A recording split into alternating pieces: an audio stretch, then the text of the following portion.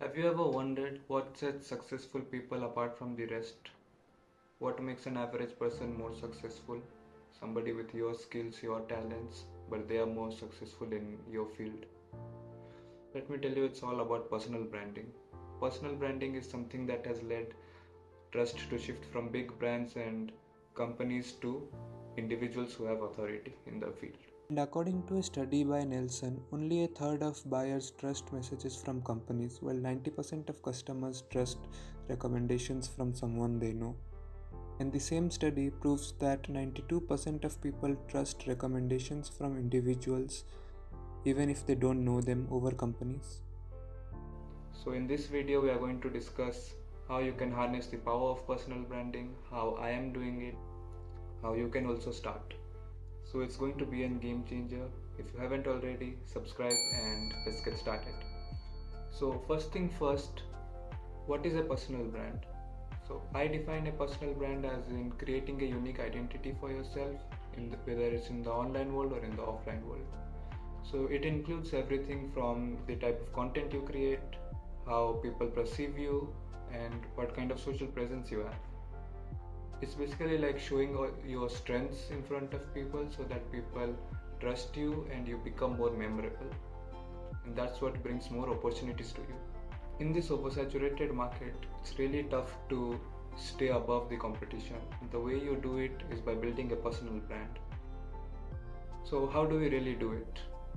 How do we create a personal brand for yourself? So, let's discuss how we do it and what I am doing and how I am building my personal brand. So, the first step is creating a unique identity for yourself. First is identifying your strengths, what you have, what are you good at, and showing that expertise, what you stand for, what are your values you perceive. This makes you more trustable and people get to know you better. So, to create a strong brand identity, start with defining your brand values, mission, vision, and what sets you apart from others. The second is creating a brand visual identity.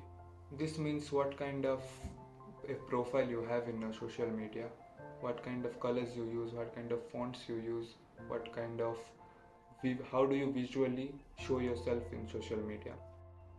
So, to create a brand visual identity, understand color psychology, font relation with personality, imagery attached to your brand, context between social media posts and your website themes, and finally test and refine your designs with time. Third step is building your audience. So there are basically three steps. First, you have to define who you are, build a visual identity, and then build your audience. So, to build your audience, connect with your audience, speak their language, understand their needs, interests, pain points, and resonate with them. Your audience will know you get them. Create brand that relates to them. If you don't know who your target audience should be, I've simplified it in this way. Your target audience is the past you who is two steps behind the current you. So, the people who are in the same path but are two steps behind you, those are your ideal target audience. So personal branding is basically an ongoing journey. You have to be consistent, give consistent value, and be useful to people. That's the time you will get more opportunities, people will recognize you more. This was in short what a personal brand is and how you can build it. So I'm personally starting out in building it in Twitter. You can follow me over there. Remember, building a strong personal brand is something that will set you above the rest.